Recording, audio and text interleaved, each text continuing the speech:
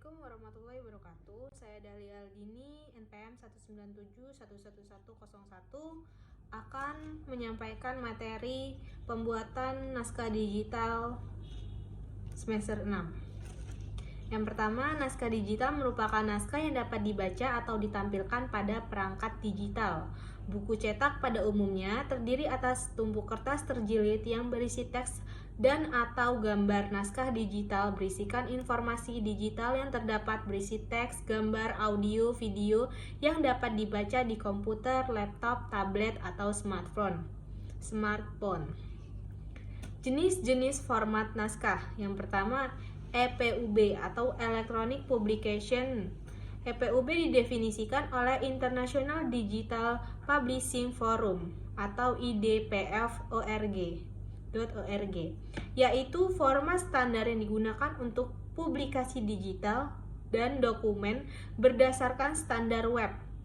EPUB merupakan representasi dari pengemasan struktur pengkodean dan peningkatan semantik konten web termasuk XHTML, CSS, SVG, gambar, dan lainnya untuk penyebaran dalam format sebuah file. PDB atau Palm File Database dapat menyertakan beberapa format buku digital yang berbeda yang ditujukan untuk perangkat berbasiskan sistem operasi Palm. Pada umumnya digunakan untuk buku digital berformat Palm Doc atau Uploaded Doc dan format e-reader, DF atau Portable Document Format yang diciptakan oleh Adobe untuk produk Acrobat mereka. Format ini secara tidak langsung merupakan format yang digunakan untuk pertukaran dokumen. Dukungan perangkat lunak untuk format ini hampir mencukupi semua platform komputer dan perangkat genggam. Yang kedua itu ada XML, tujuan umum Markup Language untuk pertukaran data. Dalam konteks digital book umumnya terbatas pada XHTML dan RSS feed meskipun beberapa format yang telah ditetapkan. Aplikasi pembaca naskah digital berikut ini adalah yang pertama satu komputer atau laptop, yang kedua tablet atau smartphone, yang ketiga telepon seluler. Naskah digital di era digital. Di era sekarang ini kita tidak akan pernah merasa bosan dengan mengikuti adanya perkembangan digital. Justru akan sangat menyenangkan karena disajikan dengan berbagai informasi bahkan hingga overload dan kita tidak berkunjung bosan. Lalu siapa yang harus diapresiasi dengan adanya semua ini? Jawabannya yaitu konten kreator. Konten kreator itu lahir dari tren website dan sosial media, dan pekerjaan utamanya itu seperti namanya, yaitu membuat konten. Konten kreator adalah bagian dari sebuah tim kreatif yang terdiri dari misalnya penulis, ilustrator, fotografer, dan sebagainya. Konten kreator terdiri dari dua kata dalam bahasa Inggris, yaitu konten yang berarti konten dan creation adalah pembuatan. Content creation merupakan suatu karya yang dibuat konten kreator dalam bentuk audio, visual, maupun teks melalui media digital atau internet. Saat ini konten kreator merupakan audio visual lebih banyak digandrungi oleh para konten kreator. Platform yang sering digunakan yaitu YouTube dan media sosial seperti Instagram. Konten kreator adalah bagian dari sebuah tim kreatif yang terdiri dari misalnya penulis, ilustrator, fotografer, dan sebagainya. Jadi, dapat disimpulkan bahwa konten kreator adalah orang yang mampu menciptakan konten menarik. Seseorang bisa disebut sebagai konten kreator ketika ia mampu menciptakan yang bermakna bagi sekumpulan orang atau komunitas memiliki kekuatan yang besar atau power. Yang kedua, konten bisa menciptakan crowd. Selanjutnya, crowd adalah bentuk yang sangat strategis bagi dunia sosial maupun marketing. Bagaimana cara untuk memulai menjadi konten kreator? Kita bisa memulainya dengan membuat blog pribadi dan membagikan pikiran, ide, dan perasaan kita pada dunia. Kita juga bisa mengirimkan tulisan-tulisan atau artikel kita ke situs-situs atau milis-milis yang ada.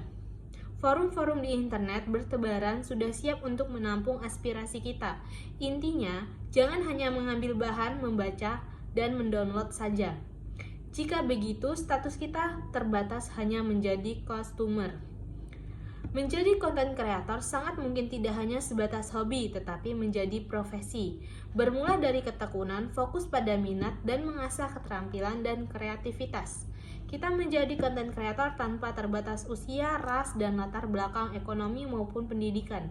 Kita bisa menjadi konten kreator di banyak sosial media, misalnya saja Instagram, Line, dan yang sangat populer saat ini adalah YouTube. Konten kreator di media sosial. Berikut adalah aransemen kalimat Demi Allah karya Arya Wiguna dengan musik dan karyanya pun viral di masyarakat karena karyanya yang unik dan menghibur. Begitu juga dengan para pembuat meme yang sering menggunakan kata-kata lucu dengan gambar yang tidak biasa dan terkadang memiliki pesan tersirat menjadi tren di Instagram. Eka Gustiwana, ia mengaransemen musik dengan salah satu adegan di sinetron Indonesia sehingga menjadi sebuah lagu dan hasil karyanya pun banyak yang menyukainya. Ini ngepostnya gimana, Tan?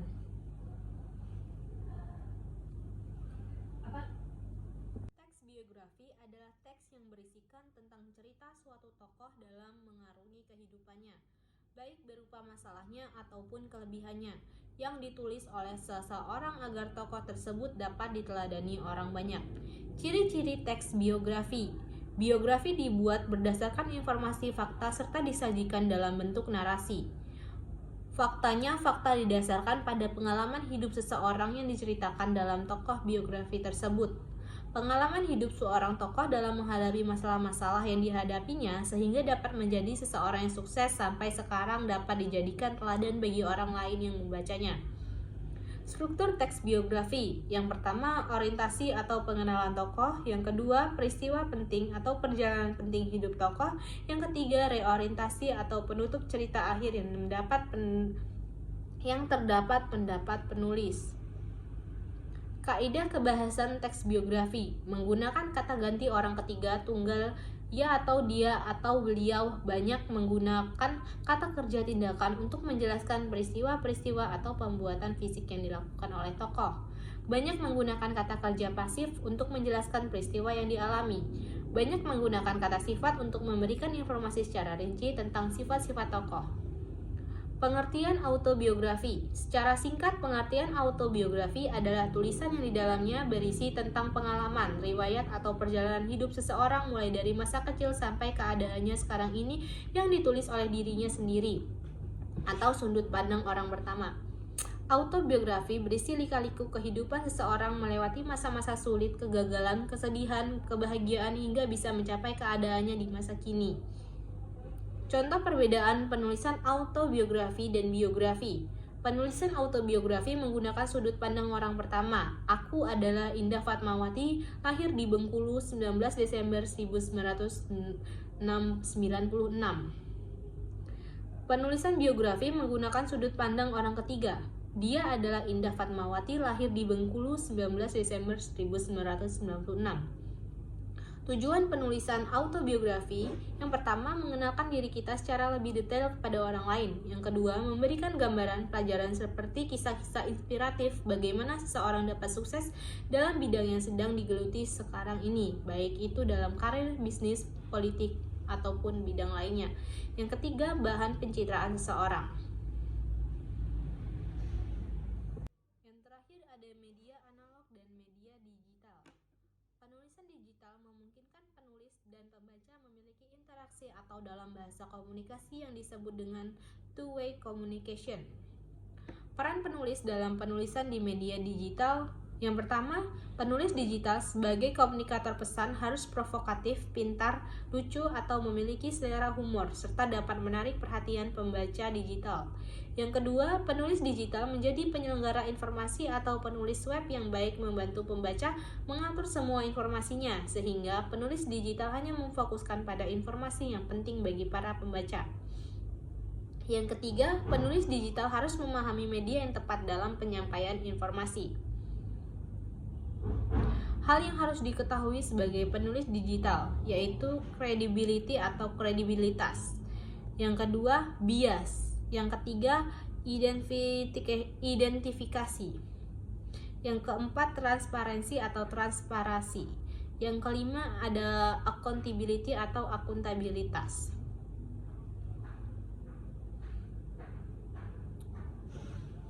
Hal yang harus diketahui sebagai penulis digital. Yang pertama, kredibilitas. Menjadi penulis digital, kredibilitas harus dibangun dan dipertahankan untuk membangun kepercayaan dan afiliasi komunitas.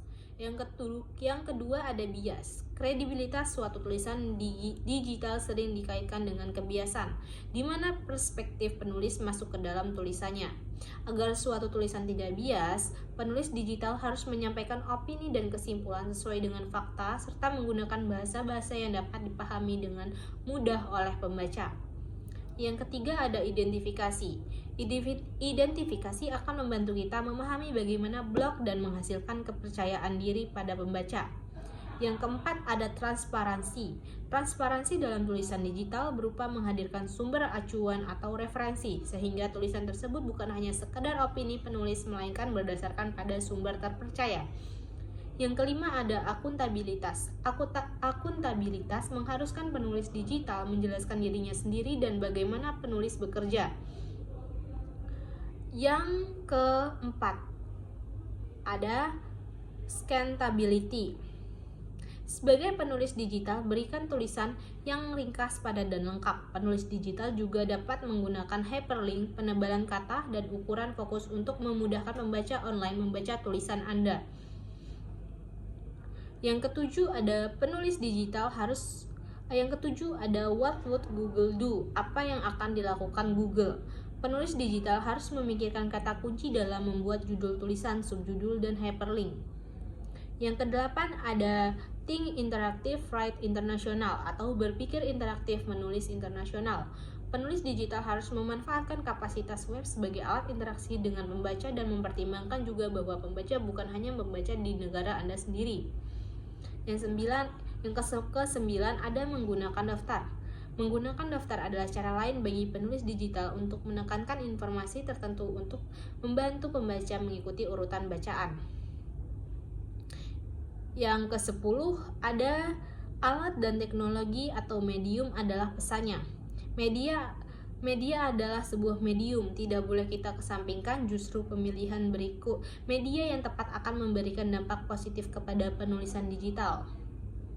Yang ke-11 dan terakhir ada kode komputer, blok penyusun halaman web. Bahasa kode yang paling sering digunakan untuk membuat konten interaktif atau hypertekstual adalah HTML. Meskipun banyak penulis digital yang merasa tidak perlu menggunakan kode tersebut, mereka harus tetap mengetahui cara kerja kode dan cara membuat konten web terlihat di jendela browser. Berikut materi pembuatan naskah digital. Terima kasih.